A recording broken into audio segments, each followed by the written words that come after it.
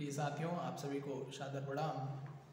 जैसा कि मैंने पहले भी कहा था अपनी वीडियो में कि मैं आप सभी के साथ भीष्म साहनी द्वारा रचित तमस उपन्यास का कथा संवाद साझा करूंगा। तो आज मैं उसके कथा संवाद को लेकर आप सभी के समक्ष प्रस्तुत हुआ हूं। और ये कथा संवाद एक लंबा संवाद है जो कि कई दिनों तक लगातार चल सकता है। और यदि आप अपना इंटरेस्ट दिखाएंगे तो मैं इस संवाद को अवश्य पूरा करूंगा। इस संवाद को प्रारंभ करने से पहले मैं सभी से एक अपील करना चाहूँगा कि आप सभी इस कथा संवाद को तटस्थ भाव से सुनें, किसी भी प्रकार के धार्मिक झुकाव की तरफ ना जाएं। और चूँकि यह विभाजन की त्रासदी पर आधारित है, उस समय क्या परिस्थितियाँ बन रही थीं, उस समय का समाज क्या था और उस समय के समाज के लोगों की क्या सोचें थीं। आज़ादी का माहौल चल रहा था, लोग आज़ादी के लिए लड़ाई भी लड़ रहे थे और समय की मांग कुछ बदली कि भारत जैसे विशाल देश में अलग अलग राज्यों की मांग भी होने लगी। और उसी को चलते हिंदू मुस्लिम विवाद छिड़ा और उस विवाद में किस तरह समाज के लोगों में आपसी मतभेद हुआ और उस मतभेद के कारण जो समाज के लोगों को नुकसान उठाना पड़ा, उस नुकसान का भीष्म साहनी जी ने बहुत ही बारीकी के साथ इसके माध्यम अपने साहित्य के माध्यम से विवेचन किया है। तो प्रिय साथियों, आप सभी से पुनः निवेदन है कि इसे किसी भी प्रकार की किसी भी धर्म पर टीका टिप्पणी न समझें और इसके कथा संवाद को एक तटस्थ भाव से उस समय क्या परिस्थितियाँ थीं उसको जानने के लिए सुनें। तो मैं आप सभी के सामने इसका आमुख प्रस्तुत करता हूँ। और यह जो है राजकमल प्रकाशन professor limited 1B Netaji Subhash मार्ग, दरियागंज, नई दिल्ली 110-002 से प्रकाशित है। यदि आप सभी इसे पढ़ना चाहें तो यह विभिन्न बुक सेलर्स की दुकानों पे मिल जाएगा और हर जगह नहीं मिलेगा, लेकिन यदि आप किसी अच्छी बुक पे जाते हैं, बुक सेलर की दुकान पे जाते हैं जहाँ साहित्य की बुकें मिलती हैं, तो वहाँ से आपको मिल सकता है।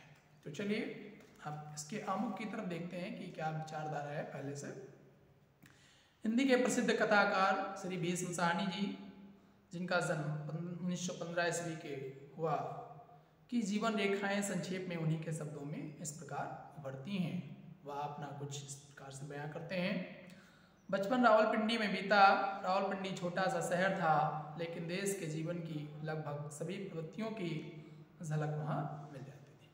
तो रावलपिंडी जो शहर है, वहाँ पर देश की जो भी गतिविधियाँ हो रही थी वह सभी वहाँ पे आपको देखने को मिल जाती थी। नगर का एक भाग कैंटोनमेंट कहलाता था, जहाँ गोरे फौजियों की छावनी थी। अंग्रेज हाकिमों के बंगले, क्लबें और सिनेमा घर थे। यह हिस्सा बड़ा साफ सुथरा था। खुली सड़कें, बागीचे, सड़कों के किनारे साएदार पेड़ पौधे, यहाँ अंग्रेजों का दबदबा था और पाश्चात्य संस्कृति की अच्छी झलक भी मिलती थी। दूसरा हिस्सा शहर कहलाता था।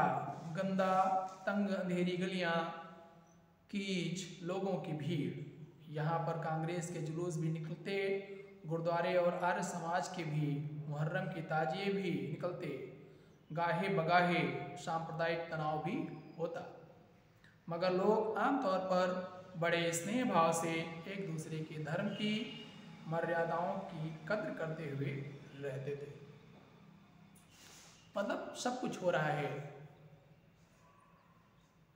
ताजिए भी निकल रहे हैं, आर्य समाज के भी कार्य हो रहे हैं, गुरुद्वारे भी हैं, कांग्रेस के जुलूस भी हो रहे हैं, और लेकिन समाज में किसी प्रकार का कोई तनाव नहीं है, आपस में सब रह रहे हैं, मर्यादाओं का पालन कर रहे हैं। घर के अंदर छोटे से परिवार में स्नेहपूर्ण संबंध थे। पिताजी व्यापारी थे और साथ ही समाज सुधार के कामों में बड़ी दिलचस्पी लेते थे। घर में या तो घरेलू मसलों की चर्चा होती या फिर समाज सुधार की। हवन संध्या का माहौल था। रावलपिंडी से इंटरमीडिएट करने के बाद लाहौर के गवर्नमेंट कॉलेज में एमए तक अंग्रेजी साहित्य में तालीम पाई। कॉलेज के दिनों में हॉकी खेलने, डिबेटों में तथा नाटकों में भाग लेने का बेहद शौक रहा। उन्हीं दिनों हिंदी में पहली कहानी भी लिखी और कुछ एक छोटी छोटी कविताएं भी जो कॉलेज की पत्रिका राबी में प्रकाशित हुई। रावलपिंडी से लौटने पर मैं पिताजी के व्यापार में हाथ बटाने लगा। व्यापार साधारण सा था। कुछ एक विलायती एजेंसियां थीं। हम लोग बाजार में से ऑर्डर लेकर भेजते और उस पर कमीशन कमाते थे। सीधा साधा काम था, ना दुकान का झंझट था, ना लंबे चौड़े दफ्तर का। खाली वक्त बहुत रहता था। मुझे नाटक खेलने का शौक था और मैं एक स्थानीय कॉलेज में निःशुल्क पढ़ाने भी लगा और ड्रामे भी खेलने लगा। 2-3 बहुत बढ़िया अंग्रेजी नाटकों का अनुवाद कर खेले, साथ में थोड़ा बहुत कांग्रेस का काम भी कर। ये भेसनानी जी अपने विषय में थोड़ी बातें बता रहे हैं कि वो किस प्रकार की उनकी जीवन दिनचर्या रहती थी, उसके विषय में बातचीत कर रहे हैं। यह सिलसिला देश के बंटवारे तक चलता रहा। देश के बंटवारे के समय जब सांप्रदायिक दंगे हुए तो मैं कांग्रेस की रिलीफ कमेटी में काम करता था और आंकड़े इकट्ठे करता था कि वहाँ कितने मरे, कितने घायल हुए, कितने घर जले, आदि आदि। तभी गांव-गांव में घूमने और सांप्रदायिक दंगों के बीभत्स दृश्य देखने का अवसर मिला। तमस इसी अनुभव पर आधारित है। बंटवारे के बाद साल भर के लिए अपने बड़े भाई बलराज साहनी के पास बम्बई में रहा। वहाँ कुछ एक कहानियाँ लिखी, थोड़ी पत्रकारिता की और ज़्यादा वक्त जन नाट्य संघ के मंच पर नाटक खेलता रहा। वहाँ कुछ एक कहानियाँ लिखी। बाद में दिल्ली चला आया, एक कॉलेज में नौकरी कर ली और ज़्यादा नियमित ढंग से कहानियाँ भी लिखने लगा। अब भी दिल्ली विश्वविद्यालय के कॉलेज में अंग्रेजी साहित्य का सीनियर लेक्चरर हूँ। इस बीच कुछ सालों के लिए मास्को विदेशी भाषा प्रकाशन गृह में एक अनुवादक के रूप में काम किया। जब तॉल्स्टॉय आस्ट्रोवस्की आदि की रचनाओं के अनुवाद किए, लौट कर लगभग 2.5 साल तक नई कहानियाँ नामक कहानी पत्रिका का संपादन भी किया। श्री भेसनानी की विशेष व्याख्याति कहानी लेखक के रूप में रही है। भटकती राग, भाग्य रेखा, पहला पाठ, पटरियाँ तथा वांगचू उनके प्रसिद्ध कहानी संग्रह हैं। उपन्यास के क्षेत्र में उन्होंने पहला प्रयोग झरोखे 1967 ईस्वी में लिखकर किया था। इस छोटे से उपन्यास में एक मध्यम वर्गीय परिवार में घटित छोटी छोटी घटनाओं को एक बालक के स्मृति चित्रों के रूप में संजोया गया है। बालक के सामने प्रत्येक घटना एक रहस्य के रूप में आती है और उसके कुतूहल की परिधि को बढ़ाकर धीरे धीरे से खिसक जाती है। घटनाएं पीछे खिसक जाती हैं किंतु बालक के मन पर अपनी गहरी छाप छोड़ जाती हैं। इन्हीं छोटी छोटी घटनाओं से पात्रों का जीवन क्रम निर्धारित होता है और उनके वे संस्कार बनते बिगड़ते हैं जो जिंदगी को नया मोड़ देकर पूरी पीढ़ी के लिए निर्णायक बन जाते हैं। लेखक ने इस उपन्यास में विस्मृत की अंधेरी खोह में पड़े अतीत के चित्रों को अपनी कल्पना से सुसंगत रूप देने की सार्थक चेष्टा की है। इन चित्रों में सबसे मार्मिक है परिवार के सदस्यों के साथ नौकर के रूप में पलने वाले तुलसीराम का चित्र। पता नहीं क्यों मुझे ऐसा लगता है कि यदि झरोखे से सारे चित्रों को हटाकर केवल तुलसी को ही बार बार घुमा फिरा कर दिखाया जाए तो भी वह अपनी कला में बेजोड़ प्रमाणित होगा। कड़ियाँ 1970 ईस्वी श्री साहनी का दूसरा उपन्यास है। इसमें भी आधुनिक मध्यम वर्गीय परिवार की एक उभरती हुई समस्या को केंद्र में रखा गया है।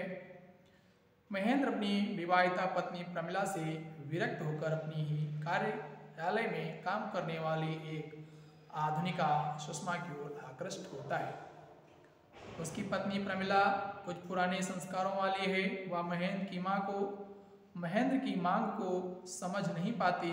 महेंद्र अनुभव करता है कि उसे अपनी इच्छा अनुसार जीने का पूरा हक है। पत्नी के साथ रहकर वह अपने को सुखी अनुभव नहीं करता। क्रमशः पति पत्नी के बीच तनाव बढ़ता जाता है और संबंध टूट जाता है। लेखक ने इस टूटते संबंध को यथार्थ की भूमि पर बड़े ही प्रभावशाली ढंग से चित्रित किया है। उसने इस समस्या का जो समाधान प्रस्तुत किया है वह देश काल के अनुरूप और ग्राह्य है। पारिवारिक जीवन को बांधने वाली कड़ियाँ चाहे जितनी मजबूत हों, उनका टूटना आधुनिक जीवन की नियत है। इसलिए उन्हें जोड़ने की असफल चेष्टा करने की बजाय उनका समाधान ढूंढना ही उचित होगा। तमस 1973 ईस्वी में देश विभाजन के पूर्व की कहानी, पूर्व की हमारी सामाजिक मानसिकता और उसकी अनिवार्य परिणत के रूप में होने वाले भीषण सांप्रदायिक दंगों की निर्मम करुण गाथा को अंकित करने वाला महत्वपूर्ण उपन्यास है। देश में शासक के रूप में अपने सभी प्रकार के स्वार्थों की पूर्ति करने वाले अंग्रेजों ने या बहुत पहले ही समझ लिया था कि हिंदुओं और मुसलमानों को आपस में लड़ाकर ही वे इस देश पर शासन कर सकते हैं। उन्होंने अपनी कुटिल राजनीति का प्रयोग हिंदू और मुस्लिम संप्रदायवाद को पोषित करने में किया।